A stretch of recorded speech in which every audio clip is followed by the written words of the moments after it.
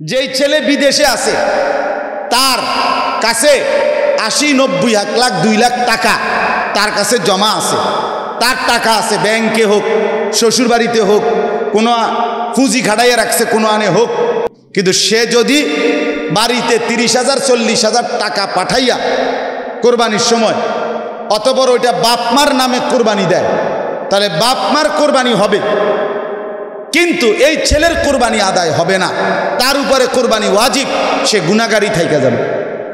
অত্যন্ত গুরুত্বপূর্ণ আমাদের সামনে দুইটি ইবাদত, একটি হলো হজ আর একটি হলো কোরবানি।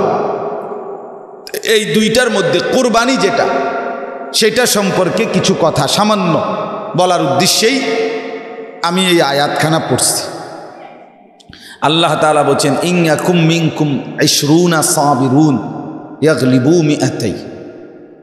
আল্লাহ তাআলা বলেন, তোমরা ঈমানদার মুমিন এবং আল্লাহর পথে দৃঢ়, আল্লাহ তাআলার সকল হুকুমের প্রতি দৃঢ়ভাবে একেবারে মজবুতির সাথে আঁকড়িয়ে ধরছে, এমন যদি হয় 20 জন, সংখ্যা বলে দিছে আল্লাহ তাআলা ডাইরেক্ট, যদি হয় 20 জন তো অবশ্যই বিজয় লাভ করবে 200 জনের উপরে। তাহলে সোজা হিসাব, এদিকে হবে 20 জন, ওইদিকে হবে কি 200, তাহলে সমান সমান হওয়ার জরুরি কি? আল্লাহ তাআলা কোরআনুল কারীমের মধ্যে বলছেন, কাম মিন ফিআতিন কালিলা গালাবাত ফিআতান কাসীরা, বহু কম সংখ্যক বিজয় লাভ করে বেশি সংখ্যকের উপর। তার মানে মুমিন কমই হবে, ঈমানদার কমই হবে।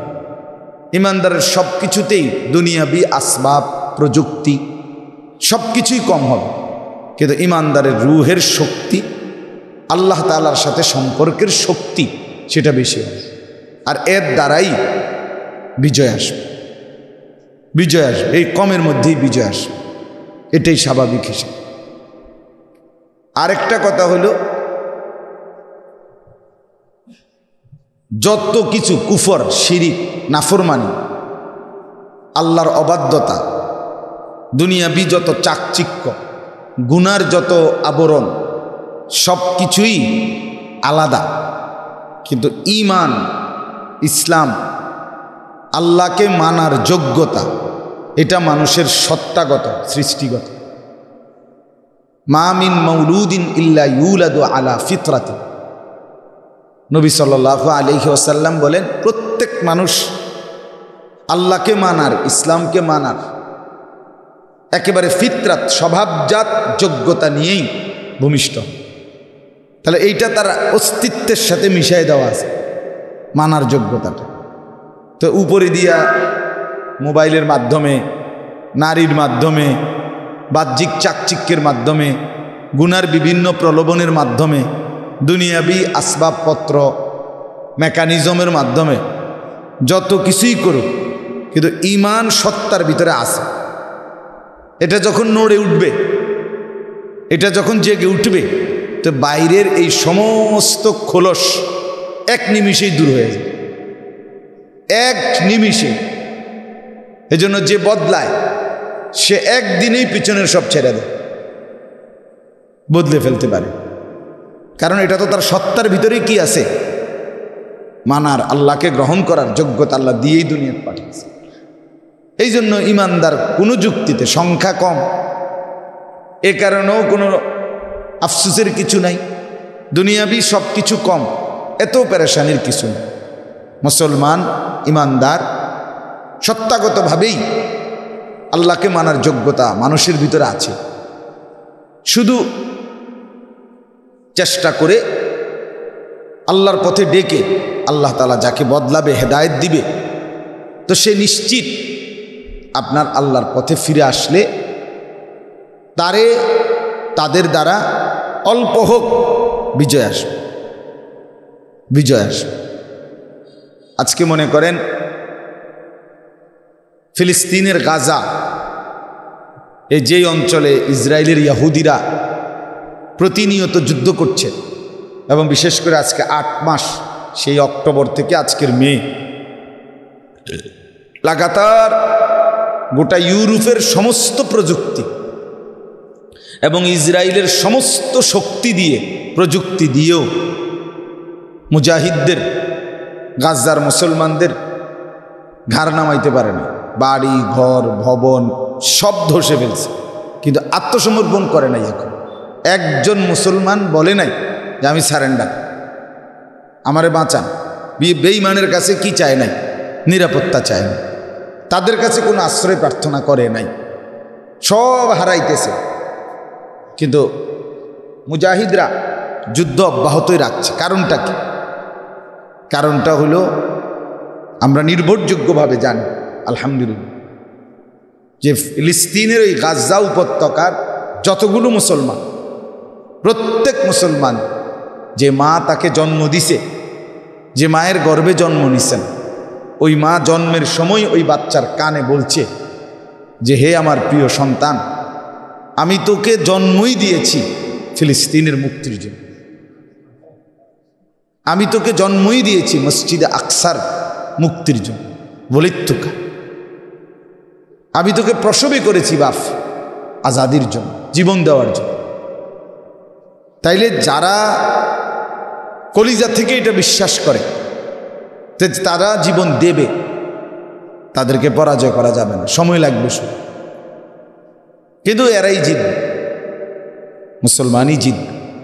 এই জন্য কোনোভাবেই বর্তমান সময়টা এমন যে চতুর্মুখী গুনাহ, নাফরমানি, অশ্লীলতা, বেহায়াপনা এবং ইসলাম বিরোধী কর্মকাণ্ড, ভদ্রচিত অভদ্রচিত, শালীন অশালীন, সব কিছুতেই তীব্র গতিতে চেষ্টা হচ্ছে, তীব্র গতিতে। তো এর মোকাবেলায় মুসলমান এবং ইসলামেরও যাদের কলিজার মধ্যে কিছু ভাবনা আছে, ওনারাও চেষ্টা করতেছে, কিন্তু ওনাদের পরিসর, সামর্থ্য, কার্যক্রম যদিও সংক্ষেপ হয়, কম হয়, সামান্য হয়, কিন্তু ইখলাস ও তাকওয়া থাকলে আল্লাহর জন্য এবং গুনাহমুক্ত, এই দুইটা যদি ঠিকমতো থাকে তো নিশ্চিত আজ হোক কাল হোক সময়ের ব্যবধানে মুসলমানরাই জিতবে, ইসলামী বিজয়ী। এটাই সত্য, এটাই সত্য। দুশ্মনের 30 বছরের চেষ্টা, 70 বছরের চেষ্টা, মুমিনের একদিনেই নিঃশেষ হয়েছে। যেমন একটা উদাহরণ আছে, সুন্দর হাদিসে আছে, রাসূলুল্লাহ সাল্লাল্লাহু আলাইহি সাল্লাম, আওয়াজটা কোনো ডিস্টার্ব হলো,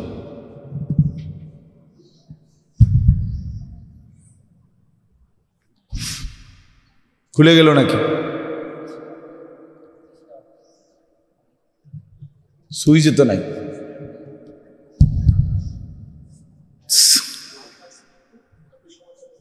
কিন্তু সুইচ নাই তো না, এখানে আমার হাত লাগছে এই জন্য। ঠিক আছে, মাশাআল্লাহ। তো মজার বিষয় হলো রাসূলুল্লাহ সাল্লাল্লাহু আলাইহি ওয়াসাল্লাম বলেন, আরাফার দিন, এই যে হাজি সাহেবরা যেই দিন মূল হজ্জের কার্যক্রমটা করে, 9ই জিলহজ, আরাফার মাঠে অবস্থান করে। মনে করেন প্রতি বছর এই একটা টাইম আরাফার সময় সমস্ত হাজি, এবার 50 লাখ হোক আর 40 লাখ হোক আর 1 কোটি হোক, এই সময়টা সকলেই আরাফার মাঠে অবস্থান করে, একটা সময়, নির্ধারিত সময়। তো এই সময়ে রাসূলুল্লাহ সাল্লাল্লাহু আলাইহি ওয়াসাল্লাম বলেন, শয়তান ইবলিস আরাফার দিনের চাইতে আর কোনো দিন এত বেশি লজ্জিত, হীন, অপদস্থ, এত বেশি আফসুস, হতাশা এবং কপাল চাপড়ানো, নিজেকে একবারে ছোট্ট হয়ে যাওয়া, এত লজ্জিত, ঘৃণিত আর কোনোদিন মনে করে না আরাফার দিনের চাইতে। কেন?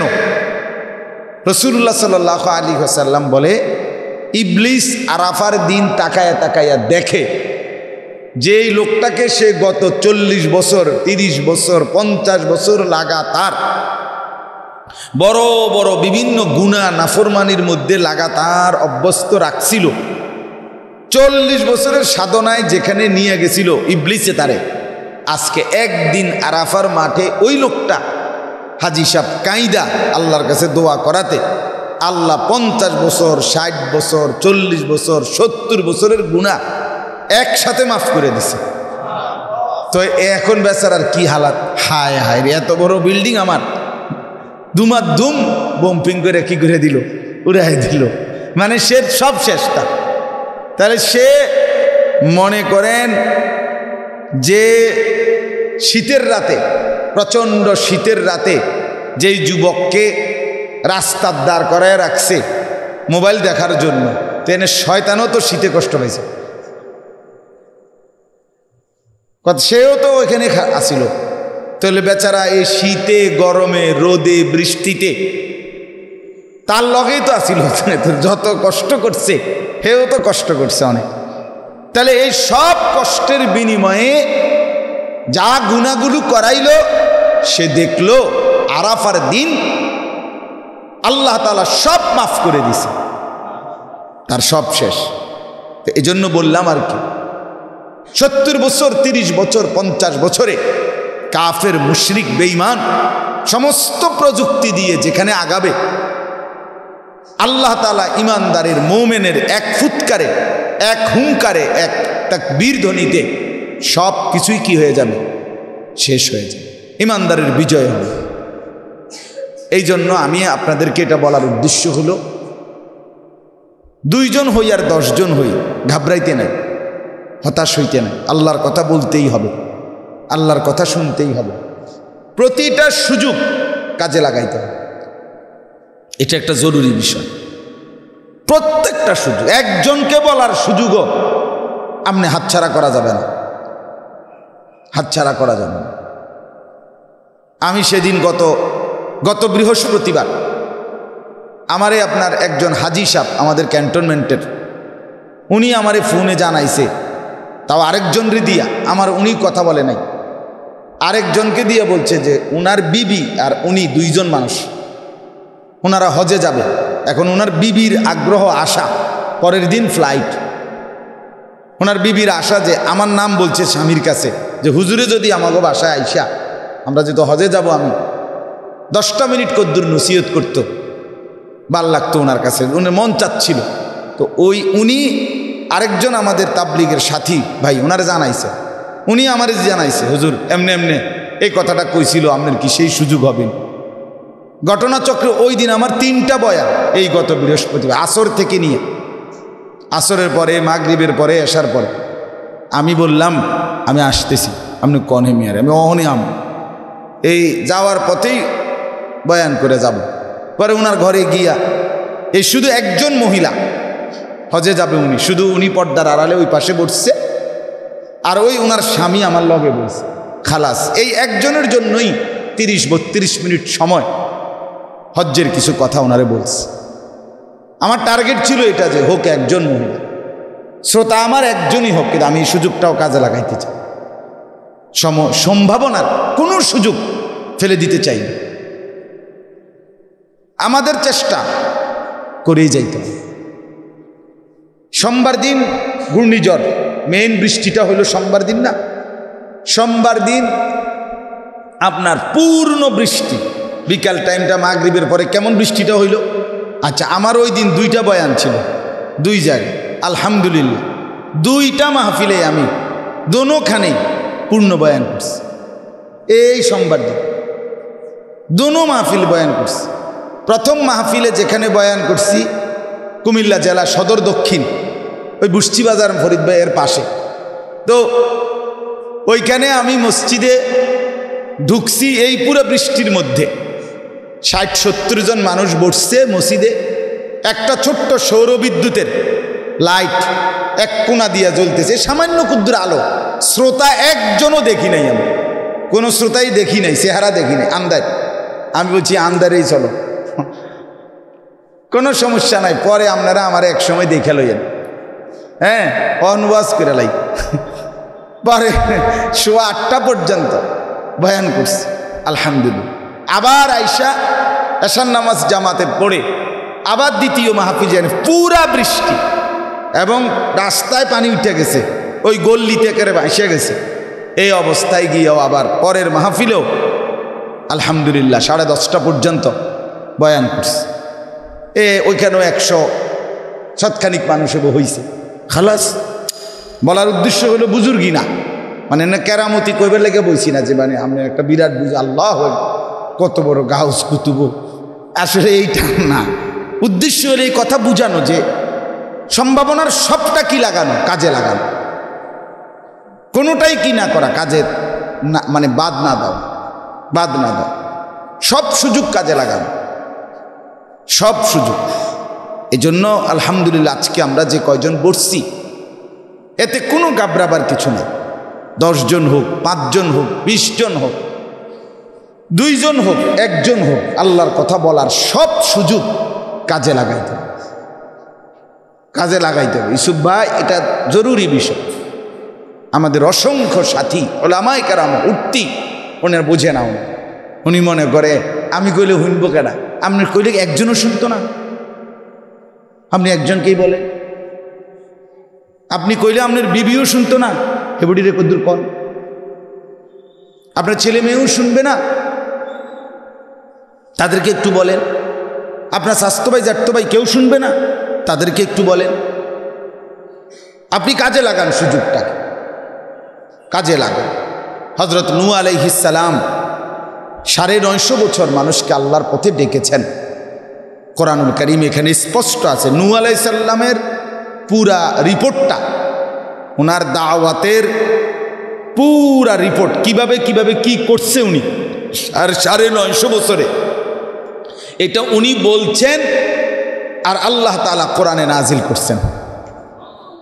এটা আস্তা সূরার নাম সূরা নূহ।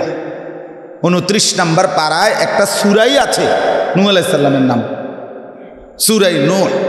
ওইখানে আছে উনি বিস্তারিত ভাঙ্গে ভাঙ্গে কইছে আল্লাহ আমি কেমনে কেমনে।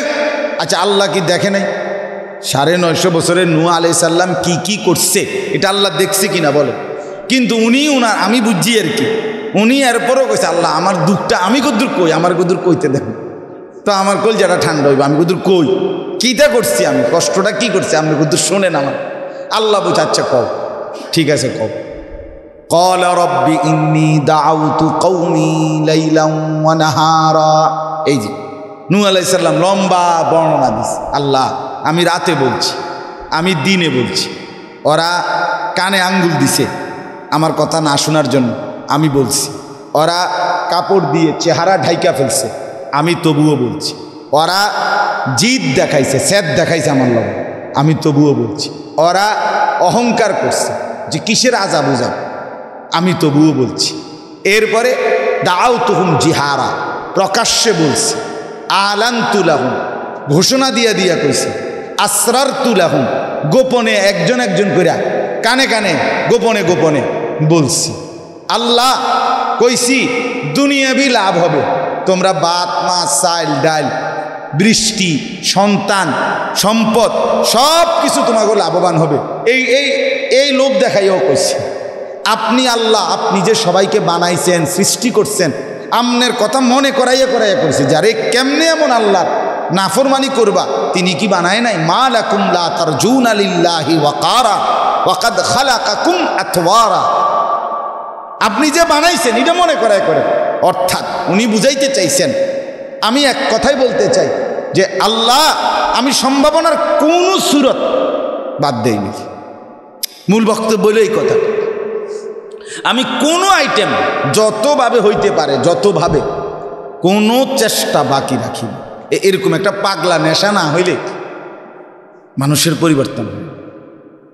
আপনি একেবারে শরীর স্বাস্থ্য উপযুক্ত মাইক, তারপরে প্যান্ডেল, একেবারে ফ্যান লাইট, শ্রোতা জমজমাট, 50,000 শ্রোতা, বনে বিরিয়ে সায়ে বিস্কুটে আতরে লোবানে একটা কারবার।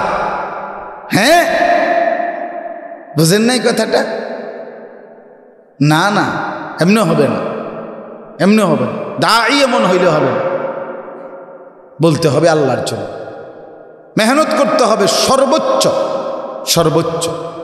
আল্লাহ তাআলা আমাদের প্রত্যেককে এটুকু বুঝ দান করেন। তাইলে আলহামদুলিল্লাহ আজকে এই চৌবেপুর মাদ্রাসার এই মজলিস আমি তো বহুদিন চাইছি, আসলে ধারাবাহিক 2 মাসে হোক 3 মাসে হোক, ধারাবাহিক হোক, অল্প অল্প অল্প করেই শুন, অল্প অল্প করেই হোক, দেখবেন 10 জন 20 জন 5 জন মানুষ শুনতে শুনতে পরিবর্তন হবেই। আর ইমান ইসলামের জন্য তো প্রথমেই বললাম বেশি মানুষের দরকার নাই, তো কথা বুঝছেন না? বিজয়ের জন্য, ইসলামের সফলতার জন্য অল্পই তো লাগবে না, লোকে তো নিব অল্প।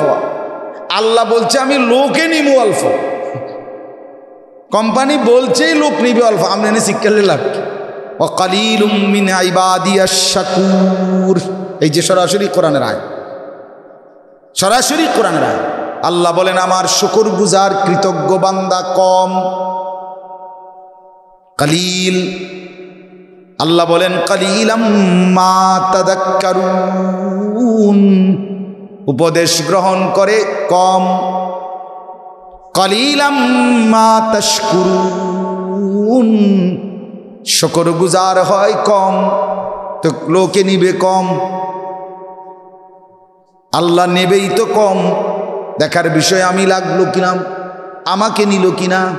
এজন্য বিশ্ববিখ্যাত বুজুর্গ হযরত সুফিয়ান সাউরি রহমতুল্লাহ আলাইহি, ওনার ঘটনা আছে, উনি দোয়া করতেন, তো বিভিন্ন দোয়ার মধ্যে উনি দোয়ার মধ্যে একটা কথা বলতেন, আল্লাহুম্মা জাআলনি মিনাল কিল্লাহ, আল্লাহ আমাকে কমদের অন্তর্ভুক্ত বানান।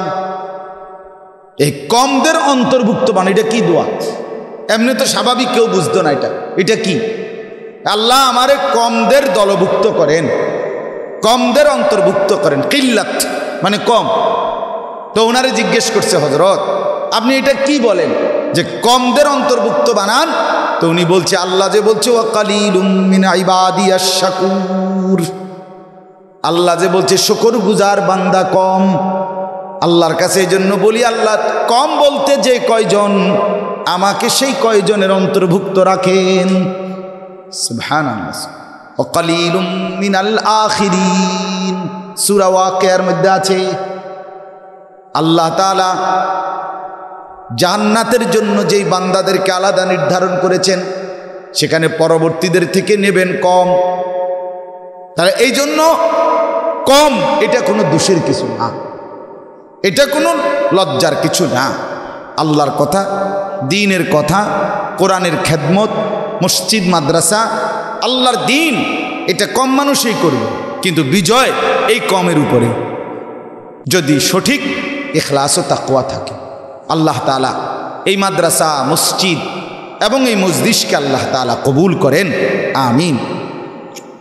কোরআনুল কারীমের 6 নম্বর পারা 5 নম্বর সূরা, সূরাটার নাম সূরায়ে মাঈদা। এই সূরার 27 নম্বর আয়াত আমি তেলাওয়াত করেছি।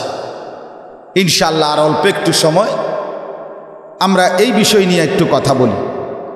সেটা হলো এই মুহূর্তে অত্যন্ত গুরুত্বপূর্ণ আমাদের সামনে 2টি ইবাদত, একটি হলো হজ আর একটি হলো কুরবানি।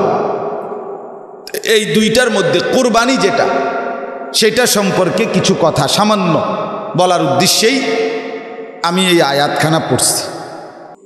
কুরবানি এই শব্দটা আমরা সবাই পরিচিত। 10ই জিলহজ মাসের 10 তারিখ যেই ইবাদতটি পালন করা হয় এটা কুরবানি। এটার 2টা নাম। স্বাভাবিকভাবে এটাকে কুরবান এটাও বলে, অথবা এটাকে উদহিয়া এটাও বলে।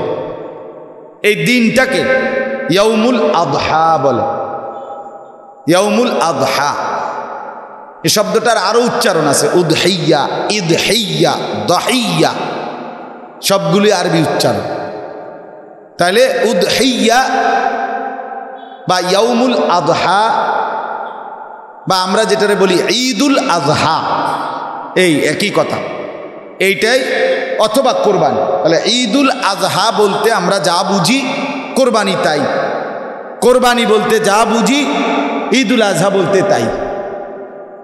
কোরবান এই শব্দের অর্থ হইল নৈকট্য অর্জন করা।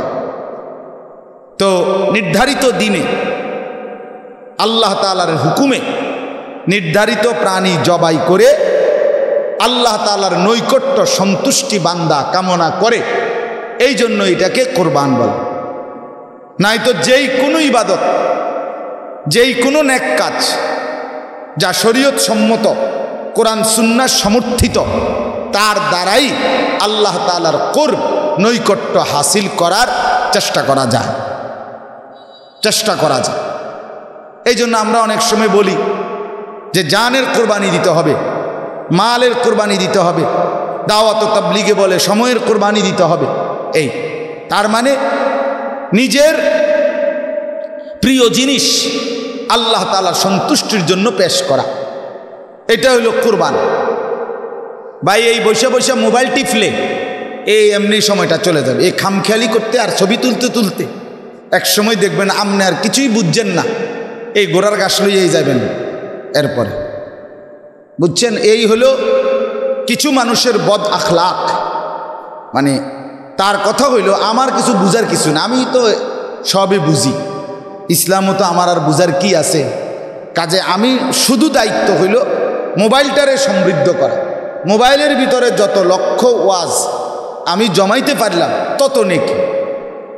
হাসরের ময়দানে শুধু ফেরেশতা আমার থেকে কি চাইবে? মোবাইলটা চাইবে। এরপরে আমি শুধু কেমনি খোলন লাগে এটা কইয়া দেবো ফেরেশতারে, এরপরে ফেরেশতা চেক কইরা এইটার ভিত্তিতে জান্নাত জাহান্নাম। ঠিক না? কথা কন না কা, এটার ভিত্তিতে। তো তাইলে এটা কি বলে, এটার মধ্যে কি বিষয়টা নিয়ে খামখেয়ালি? শুনলে শুনলাম, না শুনলে না শুনলাম। মূল বিষয় হলো মোবাইলে উঠাইলাম, মোবাইলে এরপর এটা নিয়ে কারে দেখাইব?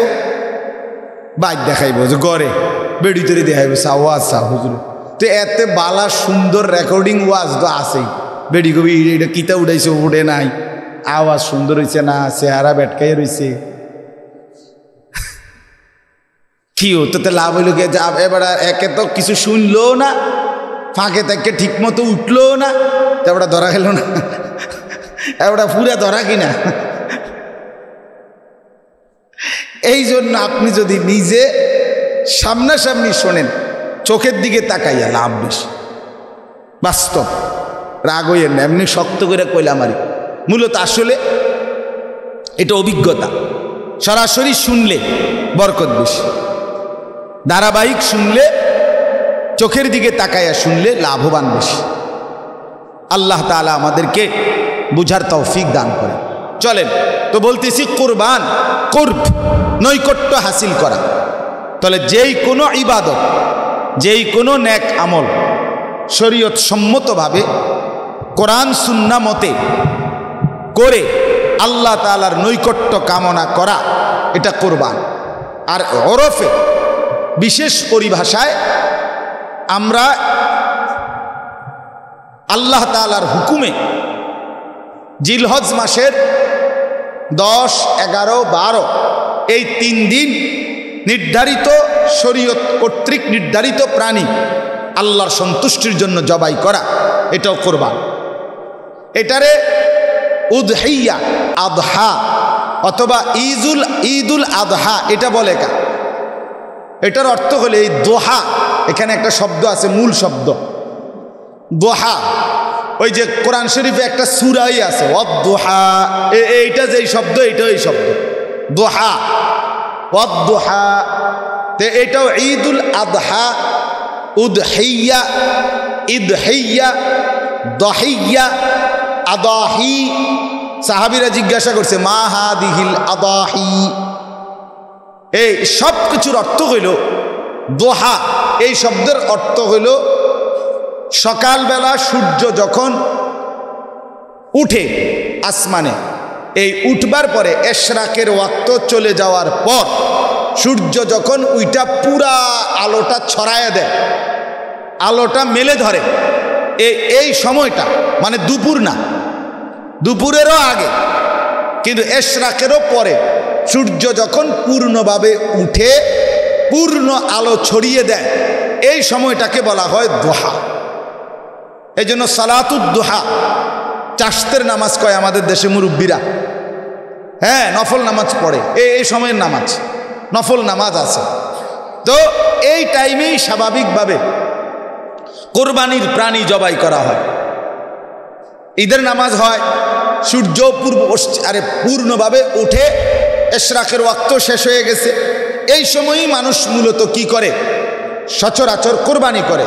এই জন্য এইটাকে ওই ওয়াক্তুদ দোহা, এই দোহার সময়ে আদায় করা হয় বলে এটাকে ইয়াউমুল আদহা বলে, ঈদুল আদহা বলে, উদহিয়া বলে, দাহিয়া বলে, ঈদহিয়া বলে, আদাহি বলে, সব এক কথা।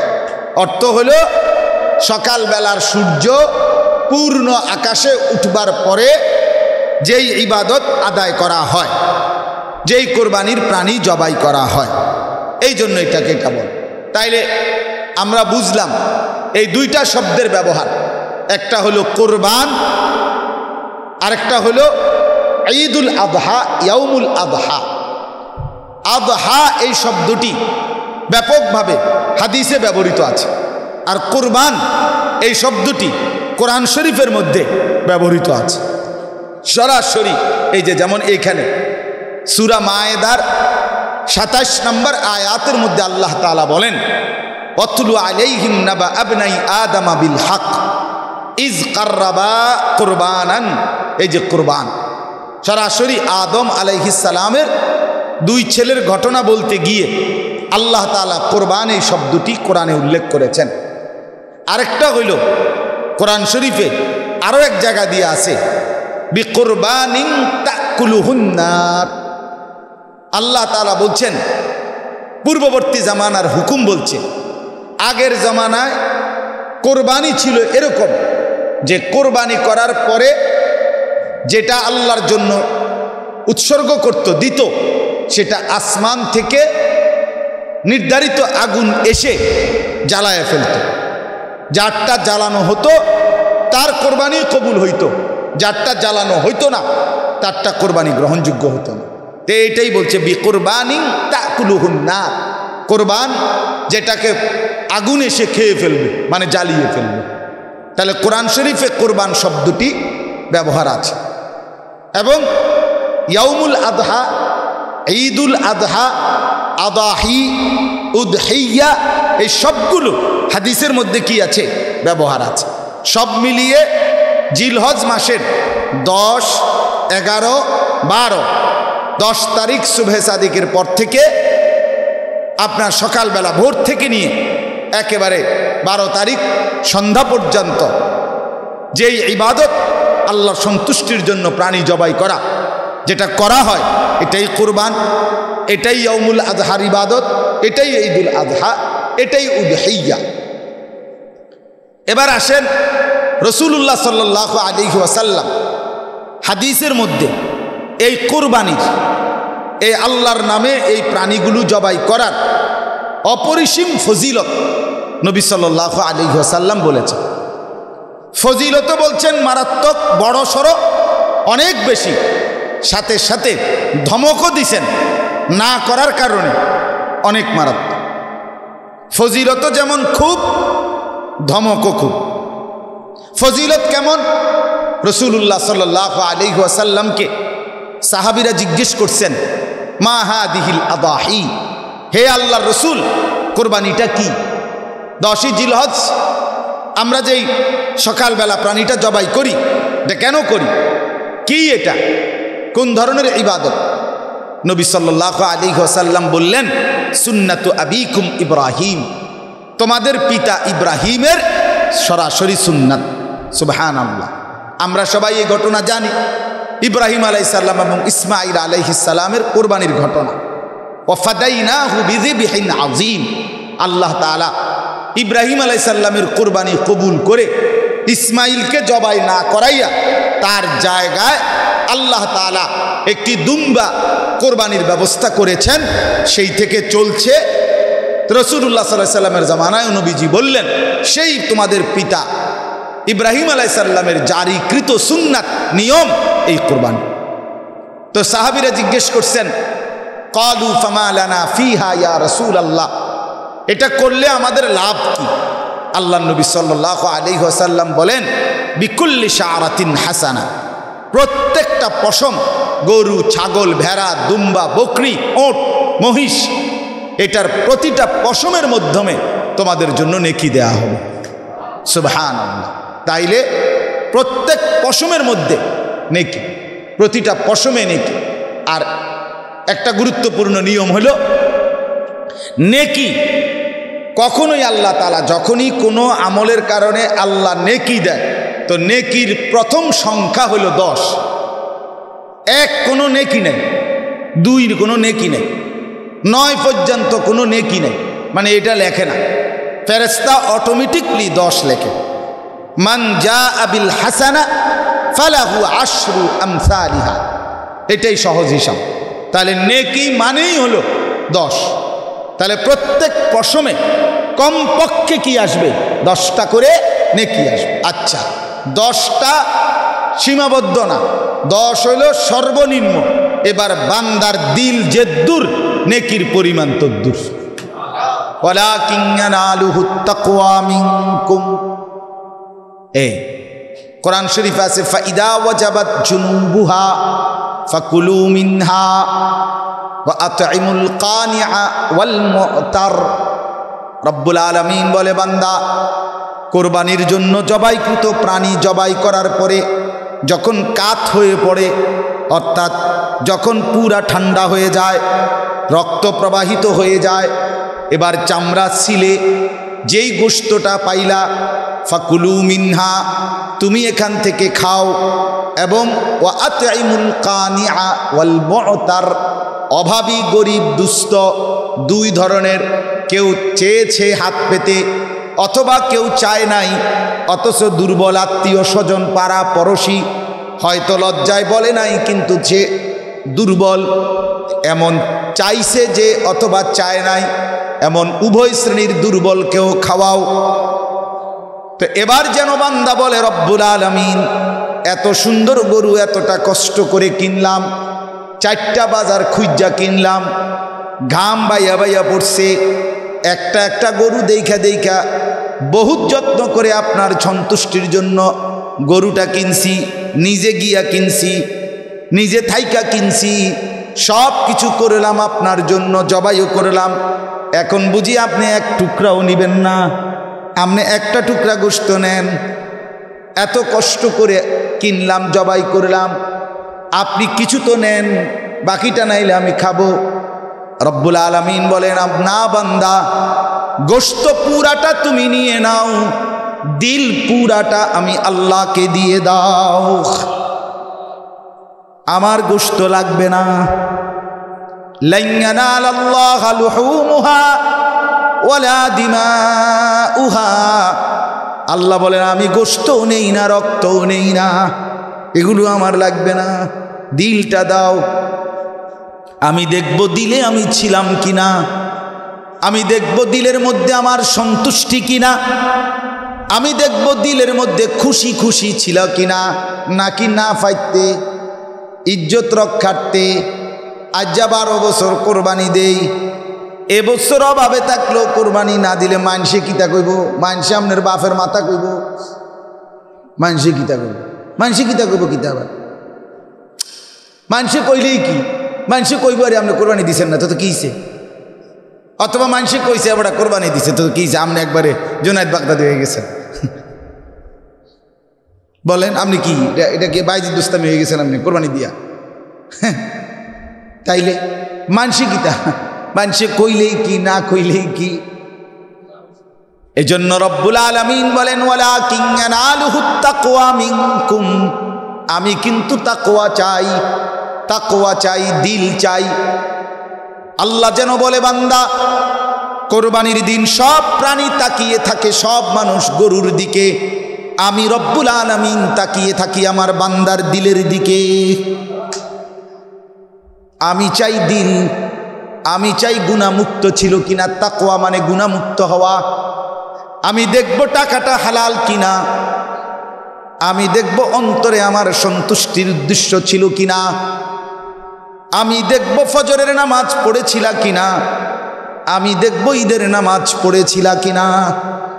মিয়া আশ্চর্য কথা শুনেন, রাসূলুল্লাহ সাল্লাল্লাহু আলাইহি সাল্লাম বলে, এই ভাই সবাই শোনেন মিয়া, যুবক তোমরাও শোনো মিয়া, নবী সাল্লাল্লাহু আলাইহি সাল্লাম বলে ঈদের 2 রাকাত ও নামাজ ওয়াজিব মান যাবাহা ক্বাবলা আস-সালাহ, যে ব্যক্তি ওই নামাজটা না পড়ে নামাজের আগেই কোরবানির প্রাণী জবাই করে ফেললো, নামাজ না পড়েই জবাই করে ফেললো, রাসূলুল্লাহ সাল্লাল্লাহু আলাইহি ওয়াসাল্লাম বলেন ফা ইন্নামা হুয়া শাতু লাহমিন, এটা শুধুই একটা গোশতের টুকরা, গোশত, এটাই সে শুধু পাইল। লাইসা মিনান নুসুকে ফি শাইইন, কোরবানি বলতে কিছুই তার হলো না। আজ্জালাহু লি আহলিহি, সে তার পরিবারের সদস্যের জন্য শুধুই কেবল তাড়াহুড়া করল। তাইলে ঈদের নামাজ না পড়া কোরবানি দিলে রাসূলুল্লাহ সাল্লাল্লাহু আলাইহি সাল্লাম বললেন তোর কোরবানির কিচ্ছুই হইল না। তো ওয়াজিব নামাজ ছেড়ে দেওয়ার কারণে যদি হয় এই দশা, তো তুমি নাফরমান, ফজরের নামাজ না পড়া কেমনে কোরবানি দিলা? এইটা তো ফরজ নামাজ। হ্যাঁ, তুমি যে জোহরের নামাজও পড়লা না আড্ডি কোবাইতে কোবাইতে, তুমি যে চামড়া কোবাইতে কোবাইতে, আড্ডি কোবাইতে কোবাইতে আসরও পড়লা না, মাগরিবও পড়লা না। আল্লাহর সন্তুষ্টির জন্য কোরবানি দিছেন, আমরা বুঝি না, আমরা চিড়া খাই, আমরা কি বন দিয়া হুদা চা দিয়া ভিজে খাই, আমরা বুঝি না। কি খবর কি বলেন? আহা মুসলমান, নাফরমান এক মুসলমান আমরা, যে আজও বুঝি নাই আল্লাহর সন্তুষ্টির জন্য কিভাবে হয়। ইবাদত ঠিকই করছে কিন্তু কিছুটা খামখেয়ালি, কিছুটা খামখেয়ালি। যার জন্য কোরবানি দিলেন তার জন্য জোহর পড়লেন না কেন? যার জন্য কোরবানি দিলেন তার জন্য ফজর পড়লেন না কেন? যার জন্য কোরবানি দিলেন তার জন্য আসর পড়বেন না কেন? তা আল্লাহ তো বলছেন আমি গোশত নেব না, আমি জোহর নেব। ব্যাপারটা এমন না, আমি আসর নেব, আমি মাগরিব নেব, আমি ফজরের নামাজ নেব, আমি সেজদা চাই, আমি গোলামি চাই। আমি মাহফিল শেষ হইলে ভালো করে দেখি, সবচেয়ে ভালো হইলো মাইক, এখন যেহেতু ঝামেলা মাহফিল চলতেছে, মাইক এখন ঠিক করতে তো কষ্ট।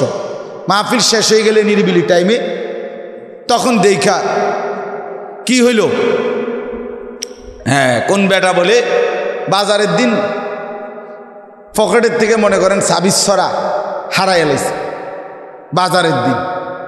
পরের দিন আইছে বাজারে, ওই বাজারে তো খুঁজতেছে কি জানি, আরেক লোক জিগাইছে কি হইছে, আমার চাবিটা গতকাল এনে আড়াইলেছিলাম, এই জন্য এটা খুঁজতে আইছে। কইল যে তো চাবি আড়াইছে গতকাল, আজকে খুঁজতে আইছে। কালকে বাজারে খুব ভিড় ছিল, মানুষের খুব চাপ ছিল, এই জন্য আজকে ভাবলাম নিরিবিলি টাইম, মানুষ নাই। এবারের অবস্থা হয়েছে, এবার এনে বইবে খটর খটর করে, একবার আওয়াজ আসে, একবার আওয়াজ আসে না। এই 20 বছর জীবনে, আমার ওই ওয়াজের জীবনে বারবার কষ্ট পাইছি যাদের উপরে, তারাই মাইক বলার। আল্লাহ তা করে মাফ করে দাও। বিশ্বাস করেন, এই সারা জীবনে এই একটা কষ্ট লইয়া কবরে যাওয়া লাগবে। মুনকার নাকির জিগাইল কইতেই হয়েছে যে মাইকের সমস্যা ছিল। বাস্তব মানে এই এক ধরনের কি জানি কপাল, এটা বুঝি না আমি। সব সময় কিছুদিন একবার ফরিদবার শোনেন, কিছুদিন আগে এক জায়গায় মাহফিলে, আরো আগে, বেশি দিন আগে হবে না, পরে জিগাইলাম মাইকিটা ডিস্টার্ব কার? সে আমার উত্তরে দেয়, কয় উপরে যে প্যান্ডেলের উপরে যে তেরফাল লাগাইছে এই কারণে মাইকের ডিস্টার্ব। আমি গোমা খাইছে না, এমন আশ্চর্য কথা তো আমি আমার বংশ বা পূর্বপুরুষ আদম আলাইহিস সালামের জমানার থেকে কেউ শুনছি কিনা। কি তেরফালের লগে মাইকের কিতা, কি বললো কি কইলো আমারে, কি আমি ব্যাখ্যল না। আল্লাহ মাফ করে দেন। চলেন বাপ, তো বলতেছিলাম ওয়ালাকিন ইয়ানালুহুত তাকওয়া মিনকুম। ভাই তোমরা যারা যুবক পিছনে বসছ, যদি শুধু খিচুড়ি খাইতে আইসা থাকো তাহলে একটু পরে আসো, মেহরবানি করে একটু সময় লাগবে সামান্য।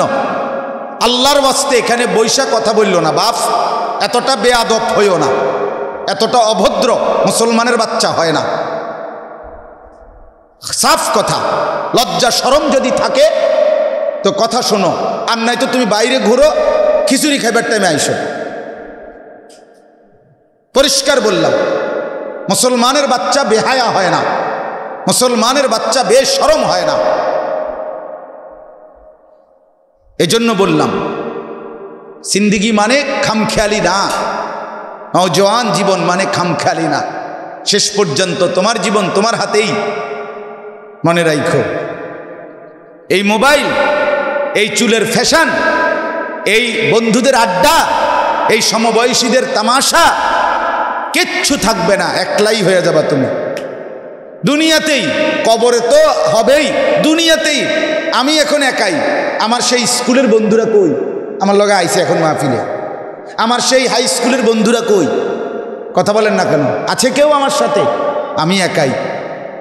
আমার ভালো মন্দ আমি একাই। এই জন্য আজকের ছেলেগুলো বুঝে না, তারা মনে করে সমবয়সী বন্ধুদের আড্ডা এটাই বড় জিনিস।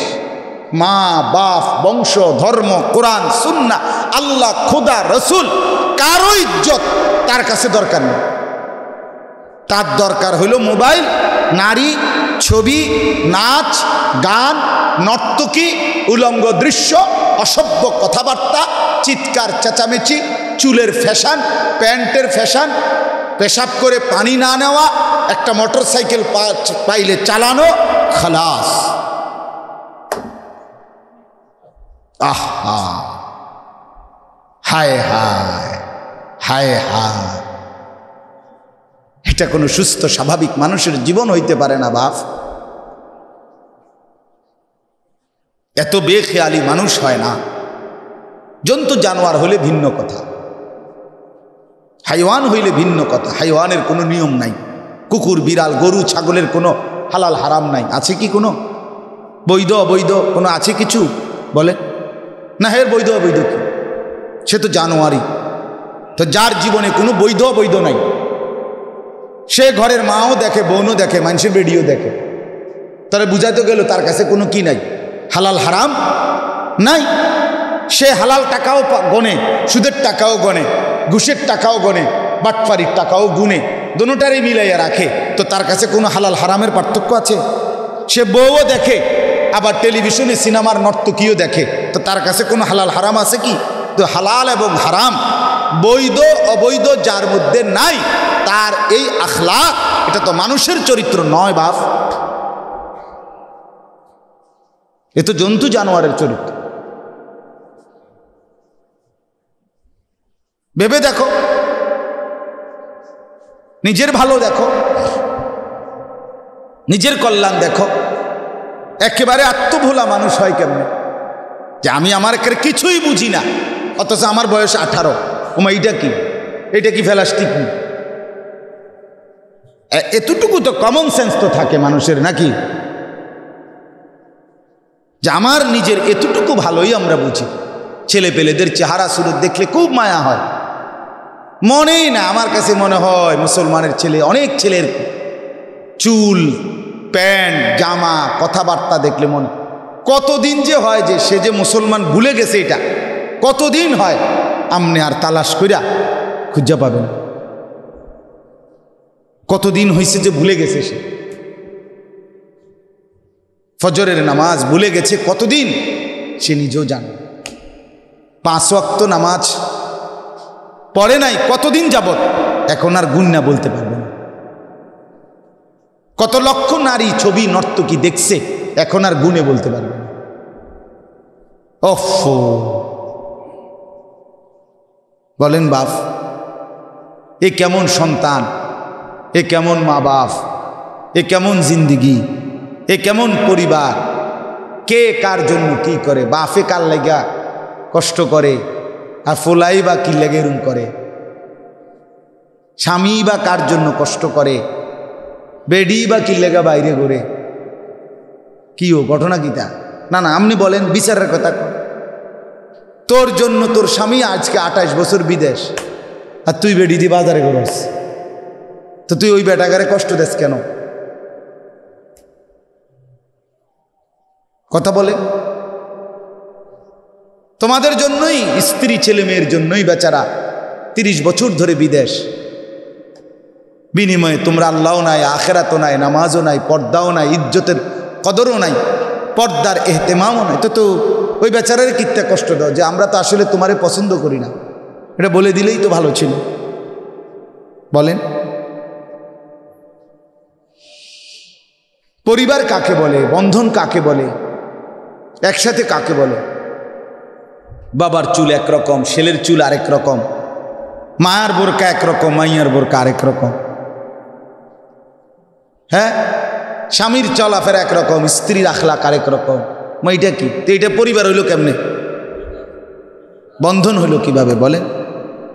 পরিবার হলো কিভাবে? বাপ, তোমার বাবার চেহারা সুরত তোমার যদি পছন্দই না হয়, তো তুমি এই বাবার সন্তান না হইয়া কোনো বেঈমানের সন্তান হইলে না কেন?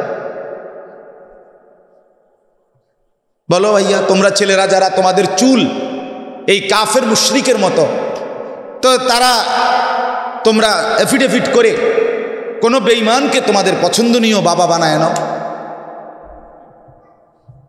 যার মতো চুল রাখছো ওই শয়তানকে তোমাদের নামের সাথে মিলায় নাও। কোনো খেলোয়াড় হইলে তো তার নাম তোমার নামে পরিচয় দাও, মিলায় দাও। যেমন আমার নাম আনিসুর রহমান আশরাফি, জানেন না আমার নামটা? এ আশরাফি, এটা আমার আব্বার নাম আশরাফ। আমার আব্বার নামই ছিল মাওলানা আলী আশরাফ, এই জন্য আমার নাম, আমার ছেলের নাম সালমান আশরাফি। তো মানুষ বুঝে এটা যে আশরাফ হিসাবের ছেলে। তো আমার টুপি যেরকম আমার ছেলের টুপি সেরকম, আমার পাঞ্জাবি যেরকম আমার ছেলের পাঞ্জাবি ওরকম। আমার দাদি নানির বোরকা যেমন ছিল আমার মা চাচিদের বোরকাও আমি কসম আমি দেখছি এরকম। আমার বিবি, আমার অন্য ভাইদের বউ, তাদের বোরকাও এরকম। এখন আমার মেয়ে, আমার অন্য ভাইদের মেয়ে, তাদের বোরকাও এরকম। তো আমি আমার 4 পুরুষ দেখলাম, 4 স্তর, দাদি নানি, মা চাচি, বউ ভাবি, ওরা এই সিরিয়াল, মেয়ে ভাতিজি ভাগ্নি, এরা এই সিরিয়াল, সবাইকে দেখলাম একই রকম বোরকা। তারা 4 স্তরেই কালো ঢিলে ঢালা বোরকা, এটাই দেখে আসলাম। তো এটা না পরিবার, এটা না একটা বন্ধন, ঠিক কিনা বলেন না কেন? কিন্তু সবাই আলাদা আলাদা। বড় ফুতের চুল একরকম, মেজো ফুতের চুল আরেক রকম, ছোটটার একরকম, বড়টার ফ্যান্ড একরকম, ছোটটার ফ্যান্ড আর একরকম, এতের গেঞ্জি একরকম, হেতের গেঞ্জি আরেক রকম। এইটি কি ফেলাস্টিকে নাই? এরা মানুষ কিভাবে হলো? মুসলমানের পরিবার হলো কিভাবে? ইমানদারের ঘর হলো কিভাবে? এরা আখেরাতে দাঁড়াবে কিভাবে? কবরে দাঁড়াবে কিভাবে? মুনকার নাকিরের প্রশ্নের জবাব দিবে কে? মান রব্বুকা বললে যুবক তোমার রবকে বললে কেমনে বলবা? এই চুল দিয়া, 1 ওয়াক্ত নামাজের সেজদা না দিয়ে যান, কেমনে বলবেন? আপনারাও বাপ, আপনাদেরকেও বলি, আপনারা যে ছেলে মেয়ে রেখে যাচ্ছেন দুনিয়ায়, আল্লাহর নাফরমান রাসূলুল্লাহ সাল্লাল্লাহু আলাইহি সাল্লামের বিরোধিতাকারী চেহারায়, সুরতে, চলনে বলন, আহা চাচা, কবরে গিয়ে আপনি কেমনে জবাব দিবেন? আপনি কি বলবেন? খাট পালং আর সোফা ফার্নিচারের মেমো, রশিদ, এগুলো দেখাইলে হবে না? ওফ, কেন বুঝলো না মুসলমান? কেন এভাবে ভুলে গেল? আত্মভোলা হয়ে গেল। ভোল না বি ভোল গিয়া। আমার শায়েখ আল্লামা মুফতি মুশতাকুন নবী সাহেব বলে, ভোল না বি ভোল গিয়া। হায় মুসলমান, ভুলে গেছে তাও ভুলে গেছে, কি মনে নাই তাও মনে নাই, কি জানে না তাও জানে না, উচিত কি সেটাও বলতে পারবে না এখন আর। আত্মপরিচয়হীন, আত্মভোলা। ওয়ালা তাকুনু কাল্লাযীনা নাসুল্লাহা ফাআনসাহুম আনফুসাহুম। আল্লাহ বলে, বান্দা আমারে লম্বা সময় ভুলে যেও না। আল্লাহ বলে, দীর্ঘদিন আমি আল্লাহকে ভুলে গেলে একদিন আমি সত্যি সত্যি তোমার নিজেকেই তোমার থেকে ভুলিয়ে দেব। আর কোনোদিন মনে পড়বে না তোমার নিজের পরিচয়, তোমার আর ভাবনাতেও আসবে না তুমি মুসলমান। তোমার যে হালাল হারাম আছে, তোমার যে কবর আছে, আখিরাত আছে, মিজান আছে, ফুলসিরাত আছে, আল্লাহ বলেন একদিন আমি ভুলাইয়া দেব। এটা কোরআনের আয়াত। যুবক বন্ধু, কোনোদিন মনে পড়লো না ফজরের নামাজ মুসলমানের জন্য পড়া উচিত, কি ভুলাটা ভুলে গেলা। 12 বছরে কোনোদিন মনে পড়লো না আমার রসুল কিভাবে চুল কাটতেন, ভুলে গেলা। 20 বছরে কোনোদিন মনে পড়লো না আমার নবীর চেহারা মুবারক কেমন ছিল, কেমন ভোলা ভুলে গেলা। হ্যাঁ, কোনোদিন মনেই পড়লো না, জিগাইলো না যে নবী কেমন ছিলেন, সাহাবী কেমন ছিলেন। কি ভাই বলেন না, অর্থ কি এটা? অর্থ হলো আল্লাহর লানত। আল্লাহ এটা কোরআনে বলছে সূরা হাশরের মধ্যে, আমারে লম্বা সময় ভুলে গেলে আমি আল্লাহ একদিন তোমাকে ভুলিয়ে দেব। ওমান কাফারা ফা ইন্নাল্লাহা গানিয়্যুন আনিল আলামিন। আল্লাহ বলে, যদি আমার হুকুমের নাফরমানি করো বান্দা, তাইলে মনে রেখো আমি কিন্তু সারা পৃথিবী থেকেই অমুখাপেক্ষী, আমি কারো মুখাপেক্ষী নই। তামাম পৃথিবী যদি আমাকে সেজদা না করে, আমি আল্লাহর শ্রেষ্ঠত্বের মধ্যে এক বিন্দু কমবে না, কমে যাবে। হ্যাঁ, আল্লাহ বলেন এক বিন্দুও কমবে না, এক বিন্দুও না। ফাইন্নাল্লাহা গানিয়্যুন আনিল আলামিন। আমি মানলে আমি লাভ, আল্লাহ পাক বাড়েও না কমেও না। এই জন্য দয়া করে বুঝতে শেখেন, ভাবতে শেখেন।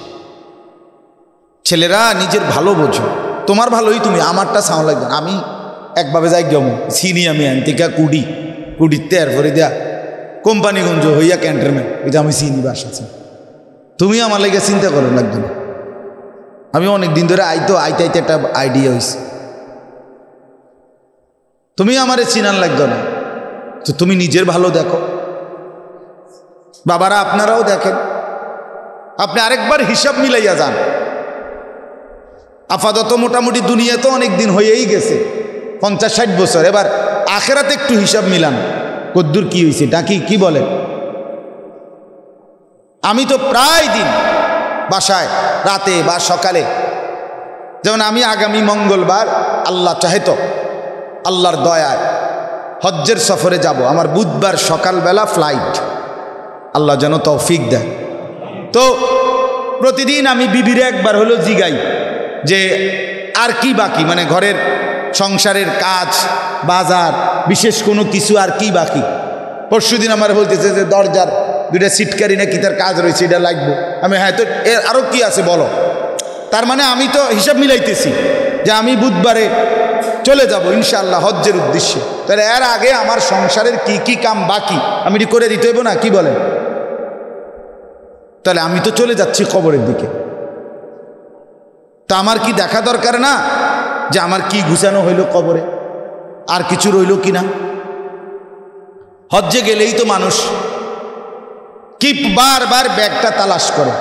কালকেও আমি হজ্জের বাজার করছি, অনেক কিছু কিনছি আসরের পরে।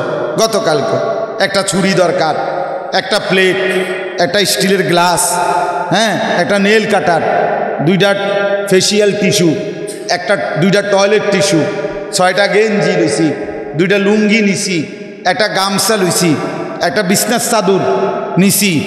কথা বুঝছেন কিনা বল? তো এগুলো আমার লাগবে না? কথা বলেন, এগুলো লাগবে কিনা বলেন?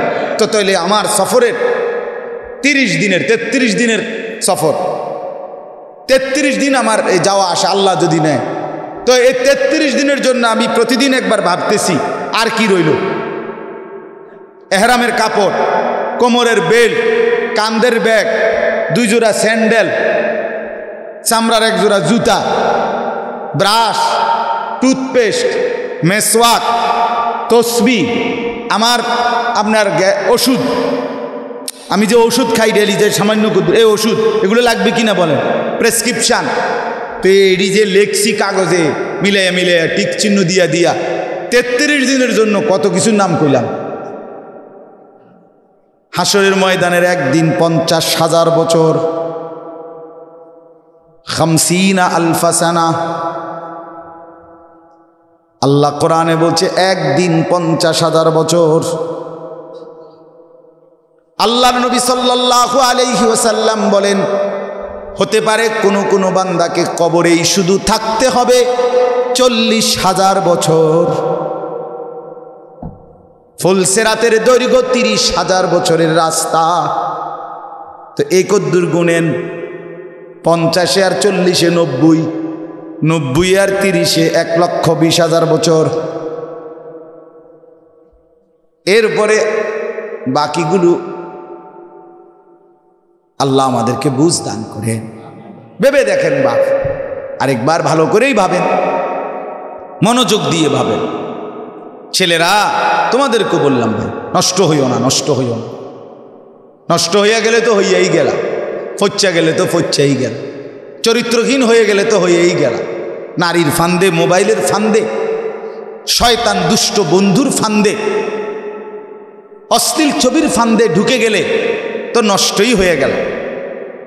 কিন্তু নিজেকে ঠিক রাখা, নিয়ন্ত্রণ রাখা, কন্ট্রোল করা একটু কঠিন হলেও এর মধ্যে মজা, চরিত্রের মধ্যে মজাই। কারণ আল্লাহও খুশি, চারদিকের মানুষও খুশি। ঠিকই না বলেন নাকি? যে ছেলে নামাজ পড়ে তাকে মানুষও ভালো বলবে, আল্লাহও ভালো বলবে। চরিত্রহীনকে আল্লাহও পছন্দ করে না, কোনো সৃষ্টিও মাখলুকও পছন্দ করে না। এমনকি যে তার লগে চলে সেও তারে ঘৃণা করে। আমি তো সবসময় এটা বলি, এ দুই ছেলে মনে করেন এক লগে একসাথে গাঁজা খায়, একসাথে জুয়া খেলে।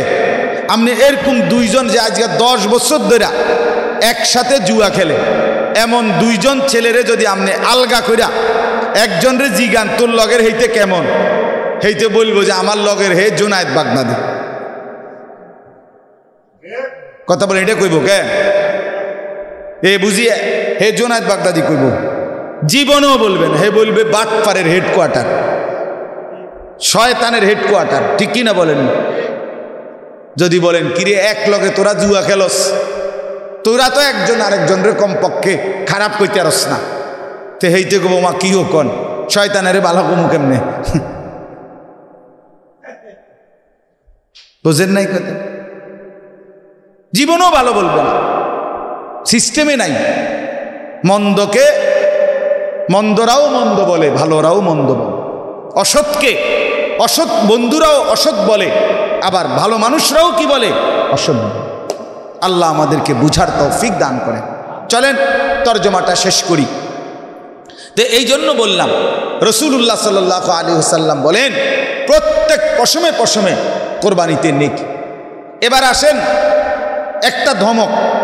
নবী সাল্লাল্লাহু আলাইহি ওয়াসাল্লাম বলেন, মান কানা লাহু সাআতুন ওয়া লাম ইউদাহি ফালা ইয়াকরুবান্না মুসাল্লানা।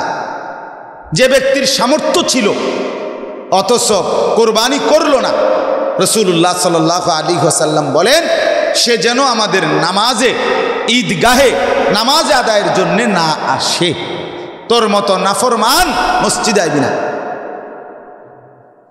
তুই আসবি না নামাজে, তোর নামাজ পড়ার দরকার নেই, তুই ঘুম যা। তুমি ঘুমাও, গোস্ত রান্দা হইলে, রুটি বেলা হইলে তোমারে জানানো।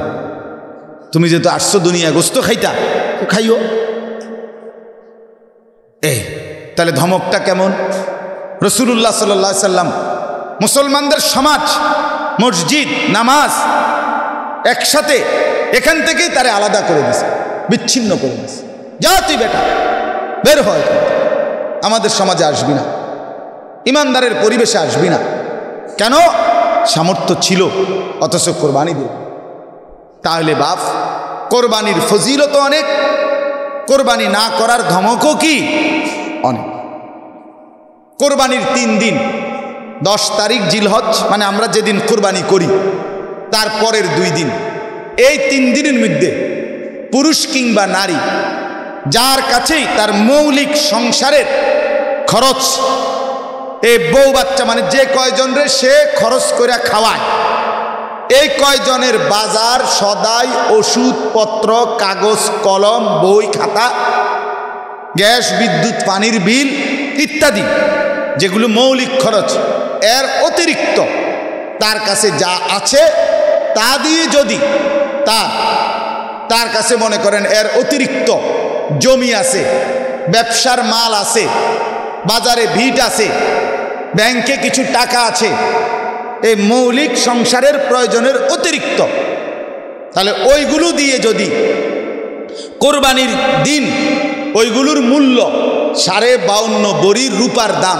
মানে বর্তমান বাজারে সর্বোচ্চ রূপার বড়ি 1600 টাকা হিসাবে 84,000 টাকা, এই টাকাটা যার হবে মনে করেন আমি তো আমার ঘর যে বসত যেটাতে আমি থাকি এইটার আর আমার সংসারের যে মৌলিক যে প্রয়োজন, ওই যে বললাম বাজার সদাই ঘর দুয়ারে যা লাগে এগুলো বাদে আমার কাছে ব্যাংকে মনে করেন 1 লাখ টাকা আছে, অথবা আলগা আমার জমি আছে, হ্যাঁ অতিরিক্ত অ্যাসেট আছে, আলাদা সম্পদ আছে, বাজারে ব্যবসা আছে, ব্যবসার মাল দোকানে যেই পণ্য আছে 1 লাখ টাকার 80-84 হাজার টাকার উপরে, তাহলে এই অতিরিক্ত তার মৌলিক যেটা দিয়ে তার সংসার চলে এইটার অতিরিক্ত টাকা এগুলো দিয়ে যদি ব্যবস্থা হয় ওই 84,000 টাকা কম বেশ হইতে পারে রূপার দামের কারণে, তাহলেই ওই ব্যক্তির উপরে কোরবানি ওয়াজিব। যে মহিলার কাছে স্বর্ণ এবং কিছু রূপা অথবা স্বর্ণ সামান্য 1 বড়ি 1.5 বড়ি আধা বড়ি আর কিছু নগদ টাকা ওই ঈদের দিন আছে 10,000 5,000 টাকা আছে বেটির টাকা, আর স্বর্ণ আছে কিছু, এই দুইটা মিলাইয়াও যদি রূপার দাম 52.5 বড়ির সমপরিমাণ ওই 84,000 টাকা হয়, এই মহিলার উপরও কোরবানি আছে। যেই ছেলে বিদেশে আছে তার কাছে 80-90 1 লাখ 2 লাখ টাকা তার কাছে জমা আছে, তার টাকা আছে ব্যাংকে হোক শ্বশুরবাড়িতে হোক কোনো পুঁজি খাটাইয়া রাখছে কোনো আনে হোক, কিন্তু সে যদি বাড়িতে 30,000 40,000 টাকা পাঠাইয়া কোরবানির সময় অতপর ওইটা বাপমার নামে কোরবানি দেয়, তাহলে বাপমার কোরবানি হবে, কিন্তু এই ছেলের কোরবানি আদায় হবে না, তার উপরে কোরবানি ওয়াজিব, সে গুনাহগারী থাইকা যাবে, গুনাহগারী থাইকা যাবে। অতএব এখানে মনে রাখতে হবে, মনে করেন বাজারে 2 ছেলের ব্যবসা, দোনোজনই কামাই রোজগারি করে, দোনোজনের কাছেই 80-90 1 লাখ টাকা জমা আছে, এখন দোনোজনে মিল্লা 15,000 টাকা করে 30,000 টাকা আব্বার হাতে তুলে দিছে, আপনার নামে কোরবানি দেন, আগস্ট আমরা মিল্লা সবাই কামো, মিল্লা জিল্লা কুমিল্লা, কথা বুঝছেন, সবাই মিল্লা খাবে গোস্ত, বাফের নামে কোরবানি, তাহলে বাফের কোরবানি তো হবে, কিন্তু এই 2 জন ছেলের কাছে যে টাকা ছিল সম্পদ ছিল তাদের কাছে জমানো, তাদের উপরে তো কোরবানি ওয়াজিব, তো এই 2 জনের কোরবানি আদায় হবে না, এরা গুনাহগারী থাইকা যাবে। তাই এরারে কমপক্ষে বাফে যেন বাড়ি থোতাইয়া রাখে, কোথায়, ওই যে ঘরে, ওই যে রাসূলুল্লাহ সাল্লাল্লাহু আলাইহি সাল্লাম তো বলছে যার সামর্থ্য ছিল সে কোরবানি দিল না, সে যেন কি না যায়, ঈদগায় নামাজে না যায়, তো বাফের উচিত হবে এই ফুতেরে এবং বিদেশেও তারে কইতেইব তুই গোস্ত রান্ধন পর্যন্ত হোতার থাকবি, তুই উঠিস না, তোর আর আজকে নামাজ লাগতো না, তারে হোতার রেখে যাইতেইব না, কারণ তার তো নামাজে আর নিষেধ, এই জন্য খামখেয়ালি করলে হবে না। মুসলমানের বাপ ভাই বন্ধু আমাদের সমাজের অগণিত বলে কোরবানি তো মানুষে দেয় না, দেয় কইলে হইতো না, ঠেলা মারিয়া কইলে হইতো না, ওয়াজিব হইছে যতজনের উপরে দিতে হবে ততজন, ছেলের উপরে ওয়াজিব তো ছেলের কোরবানিও দিতে হবে। আপনারে কে বলছেন 3 লাখ টাকার গরু ফুডাঙ্গিরি মারতেন? আপনি সামর্থ্য কম, তো সামর্থ্য কমের হারে কোরবানি হয় উপযোগী প্রাণী দেন, কথা বুঝেন নাই? তাহলে এইটা শুধু ফ্যামিলির মধ্যে একজনের নামে কোরবানি দিয়া গোস্ত খাওন সবাই, এটারে কোরবানি বলে না। কোরবানি হলো ইবাদত, আল্লাহ দয়া করে খাইতে দিছে। কিন্তু ইবাদত যতজনের উপরে ওয়াজিব হয়, ওয়াজিব কামখেয়ালি না, এটা কোনো নফল না, ওয়াজিব। অতএব আমাদের সমাজে অসংখ্য মহিলার উপরে বর্তমান সময়ে কোরবানি ওয়াজিব। কারণ আগে আমাগো মা চাষির গো আমলে বাফেরা তারা বেড়িদের কাছে টাকা দিত না, এটার অভ্যাস ছিল খুব কম, মহিলাদের কাছে টাকাই থাকতো না তখন। এখন মহিলাই হলো মেন এটিএম বুথ, টাকা থয়ে হেবড়ির কাছে এবড়া প্রয়োজনে যখন যে দূর লাগে এবড়া হেনতে নে। টাকার মেন হিসাবটাই কার কাছে?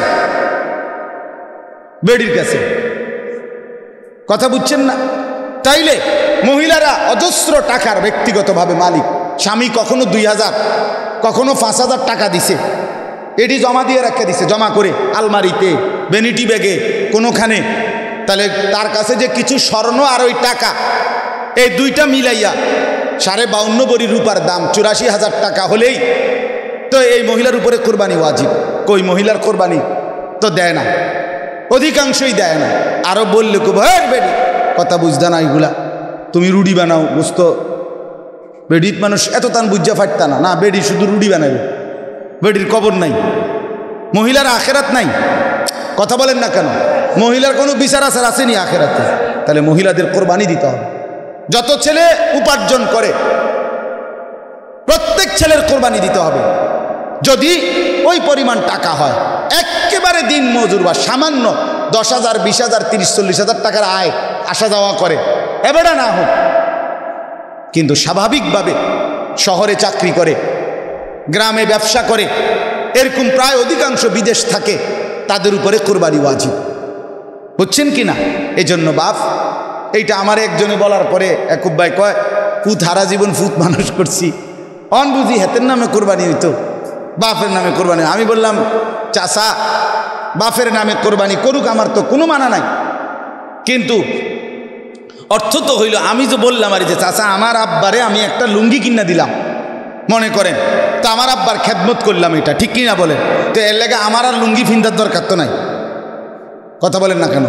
না কি লেগা আমি না আমার আব্বারে লুঙ্গি দিলাম, এবার আমি হাফ প্যান্ট ফিন্দা আডুম না কিতা? তো তাইলে তো কোনো সন্তান তার বাবাকে টাকা দেওয়া, এটা তো খেদমত। বাবার কোরবানি দেওয়া, সেটা তো খেদমত হইল।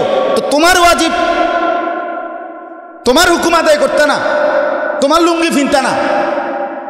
আল্লাহ তাআলা আমাদেরকে বুঝ দান করেন। আমি কোনো রকম, যেটা আমার বাড়ি কুমিল্লা আর আপনাকে বাড়ি হলো এদিকে ব্রাহ্মণবাড়িয়া কসবা, কাজে কসবার মাওলানা যখন আপনি করে বুঝাইব তো বুঝবেন, কড়া বুঝ, এখন টের পাইবেন, এখন টের পাইবেন তো বাহি বুঝটা ইয়াকুব ভাই থেকে বুঝেন। কাজেই বুঝাইতে চাইলাম, খামখেয়ালি না করি। আমরা প্রত্যেকেই যাদের উপরে এটা হিসাব করেন, আমি সবসময় বলি 3টা বিষয়, শেষ কথাটা আমার, একজন বিবেকবান, আখিরাতকে ভয় করে, কবরে মাফ পাইতে চায় এমন মুসলমানের উচিত যাকাত, কোরবানি, হজ, এই 3টি মাসআলা গুরুত্বপূর্ণ। এগুলো ফরজ ওয়াজিব। যাকাত ফরজ, হজ ফরজ, কোরবানি ওয়াজিব। এটি মন চাইলে দিলেন, মন চাইলে দিলেন না, এমন না। কাজেই প্রত্যেক মুসলমানের উচিত একজন নির্ভরযোগ্য আলেমের কাছে নিজের সম্পদের ব্যক্তিগত হিসাব বলা যে হুজুর আমার বাড়িতে এত, ব্যাংকে এত, জমিতে এত, এই আছে এই নাই, আপনি হিসাব করে বলে দেন আমার উপরে যাকাত, কোরবানি, হজ কোনটা আসলো কোনটা আসলো না। ঠিকই না বলেন না? একজন ডাক্তার দেখাইয়ে লইলে ভালো না, মানে তাইলে তো আমার বিষয় সমাধান হয়ে গেল। এই জন্য আমরা প্রত্যেকেই যারা বুঝছেন অনুরোধ করলাম, আপনারা প্রত্যেকেই নিজেদের আখিরাতের ভালোর জন্য যাকাত, কোরবানি এবং হজ্জের হিসাব আরও বুঝে নেবেন। আল্লাহ তাআলা আমাদেরকে তৌফিক দেন, কবুল করেন। আজকের এই মজলিসে আল্লাহ তাআলা বরকত দান করেন। আমার প্রিয় ভাই হযরত মাওলানা গাজী ইয়াকুব উসমানী দামাত বারাকাতুহুমুল আলিয়া, তিনি ইনশাআল্লাহ নসিহত করবেন, দোয়া হবে। এরপরে আপনারা একসাথে যাবেন। আল্লাহ সবাইকে তৌফিক দেখ, কবুল করেন, আমিন। এর আয়োজন আছে